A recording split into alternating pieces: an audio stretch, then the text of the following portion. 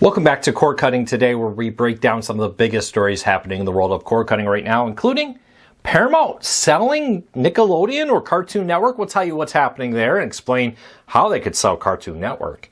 Also, YouTube's rolling out an update here that makes it easier to learn more about news stories and more that you watch. You may find more recommended content to help you understand a news story. And also, the FCC wants to change how they rate children's programs to give you more information on what's being shown to children out there. There's a lot of pushback on this. We'll tell you what's happening there. These stories and more are going to be coming up in a quick second, but I'll put a link to each story I'm about to talk about in the show notes and in the first pinned comment so you can read them for yourself and come up with your own thoughts. I would love to hear from you. If you're new here, hopefully we can help you break free from the high cost of TV and still watch the shows you enjoy. If you like that, and hopefully you're looking for information like that, we post every day. Do me a favor, hit that subscribe button, hit that thumbs up. It really does help us because it lets YouTube know you enjoy what we do here, so they recommend our videos to more people. With that said, let's dive into it. Nickelodeon and Cartoon Network could be up for sale very soon. Now, Paramount, remember if you've been watching this for a while, I've talked a lot about the merger of Paramount and Warner Bros. Discovery. And I pointed to one area that I thought was most likely that the Department of Justice and others may ask them to divest some of it. And that was in children's programming. They're soon to own two of the largest, which is Paramount's ownership over Nickelodeon and Warner Bros. Discovery's ownership over Cartoon Network. While if the two merge, they'll both be owned by Paramount. Paramount has signaled, according to a report from Reuters out there, or excuse me, this was from Bloomberg, I apologize, that they are open to selling one of those, that they were interested in divesting themselves of either Nickelodeon or Cartoon Network. If I had to pick, they're probably going to sell off Cartoon Network. Now, this isn't a new thing. A lot of companies make offers like this. For example, when Disney bought Fox's 21st Century, they acquired the Fox regional sports networks, and after that, they spun them off and sold them eventually to Sinclair. When T-Mobile bought Sprint, they agreed to sell off the Boost Mobile, which was owned by Sprint, and after they closed the deal, and they sold it in the end to Dish, who is now the fourth largest provider of phone service thanks to that deal. This would be similar, where they would close the deal for Warner Brothers Discovery and either at that time or shortly thereafter sell off one of those two with it. If I had to pick, I think Cartoon Network's the most likely. Cartoon Network's viewership is really struggling. Outside of Adult Swim, they have seen a huge drop in viewership. For example, Comcast now has that in an add-on tier. DirecTV in some of its genre packs has Adult Swim in the evening. During the day, the channel's dark. They don't include Cartoon Network with that. We've been seeing mass cuts to it and more. It doesn't surprise me. But you've heard me talk about this for a while, that they need to divest themselves of some of that. We'll see. For now, they're offering that as a carrot to get approval. And it could happen at the same time. Often, like the T-Mobile deal to sell Boost Mobile to Dish kind of was all big package deal. They kind of did it pretty quickly once they closed everything. But it's also not unusual in the Disney one for them to take ownership and then find a buyer.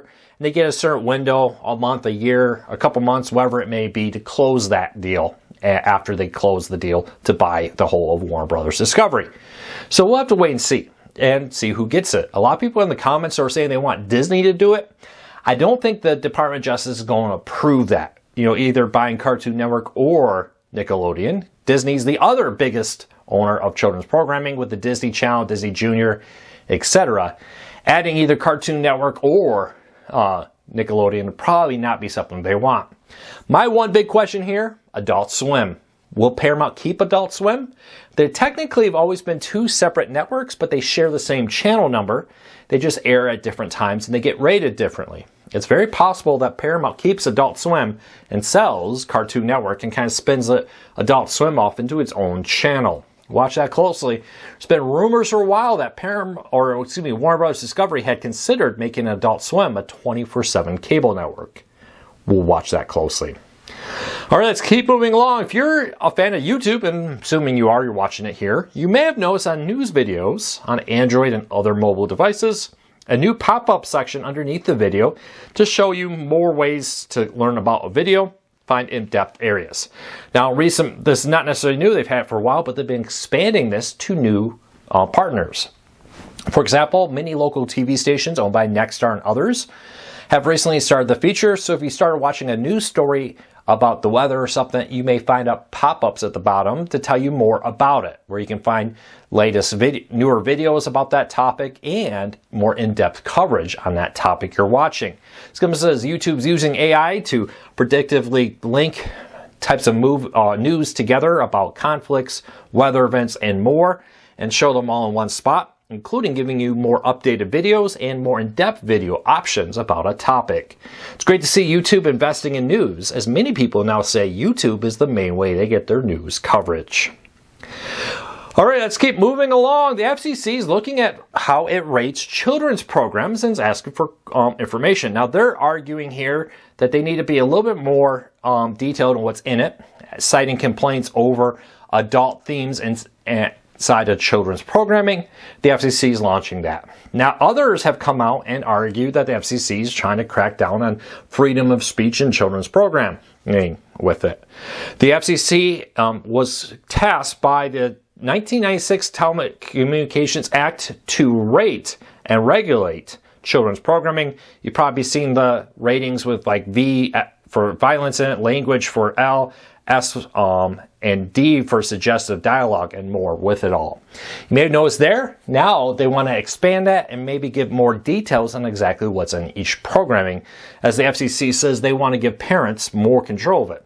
Look for this to come to streaming. They've been talking and pointing to a lot of the content, especially on places like Netflix, that are targeting children. It'll be interesting to see Netflix and others may have to disclose more rating information about their children's programming. Keep an eye on that. All right, over the weekend, we did a look back at the average cost of cable TV. It's up 55% over the last 10 years. Now, $147 a month just for the television side of it, not including internet, is now the average out there. That is up $52 a month from 10 years ago when it was $95 a month for just TV. Now, if you consider that, a lot of people talk about like the cost of YouTube TV at $82 and others. Well, you compare that to the cost of cable TV and you see the significant savings with it.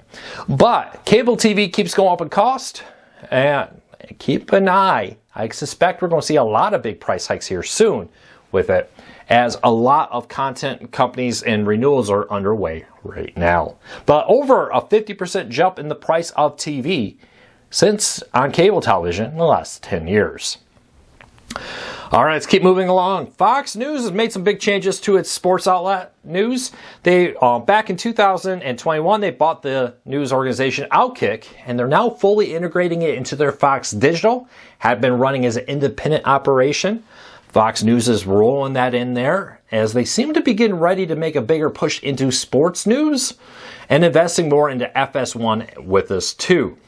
Keep an eye on that, but Fox making some big plays in sports. Hey, are you an NFL fan? A new study out there, Raymond did a great story on this, from Casino Guru USA says that of 2,000 NFL fans, 93% of them say that they believe watching NFL TV is too expensive. Are you one of them? Do you think watching TV for NFL games is becoming too expensive? Remember, the FTC is investigating the NFL over their deals and anti-consumer behaviors about the skyrocketing costs of watching NFL content. Let me know what you think of that. All right, today in TV history this week, 42 years ago, how is this possible? The Ghostbusters premiered. We did a look back at it, but the original Ghostbuster movie was a phenomenon back in the 1980s when it launched on June 8, 1984. And has now spawned multiple sequels in video games, a very popular animated TV show, and more. But the Ghostbusters premiered 42 years ago this week. Any fans of the movie? I'll be honest, it's been a while. I think I need to watch it. All right, a few other quick stories here. Number one, we talked about this, but this is fascinating to me. GameStop tried to buy eBay and was rejected by the board. Now GameStop is launching a hostile takeover bid where they'll attempt to buy up enough controlling stocks in eBay to basically elect themselves the new owner of eBay. It's a very common tactic in publicly traded companies. This comes as GameStop is trying to move away from physical game sales to more collectibles and more, and sees their business model closer aligned with eBay now, and they want to buy eBay. Keep an eye on this. Much like how Paramount eventually won after being rejected multiple times, Would not surprise me to find GameStop becoming successful with that also. And lastly, emergency weather alerts and notifications on Netflix or Hulu or Disney Plus could happen. There's a growing push as this month the FCC will reconsider emergency alerts, security, and how they all work.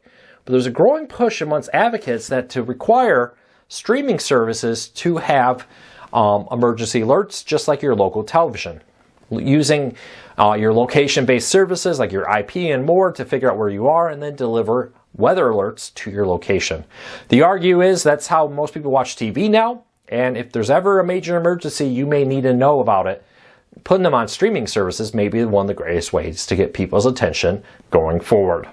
Do you think they should? Should Netflix be required to have emergency alerts for weather and more? Leave me a comment, let me know. Could start seeing a little box here in the corner or something with that. But that's my question of the day. Should streaming services be required to have emergency alerts or not? Let me know.